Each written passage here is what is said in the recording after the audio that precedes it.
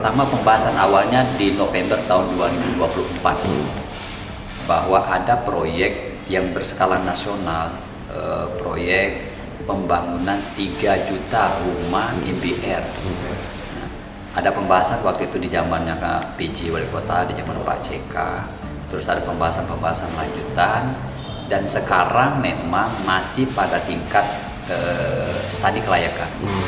Memang ada beberapa opsi setelah ditinjau baik dari pihak Kementerian Pusat Pemukiman dan juga Kumuh di sana, terus koordinasi dengan pemerintah provinsi termasuk dari pemerintah kota. Memang ada beberapa opsi tempat. Nah, tempat yang direkomendasikan adalah salah satu tempat yang kemarin di tempatnya kalangan organisasi tunanetra. Tetapi sekali lagi setelah saya baca lengkap dokumennya, diprioritaskan tempatnya di lantai dasar khusus para tunanetra di sana.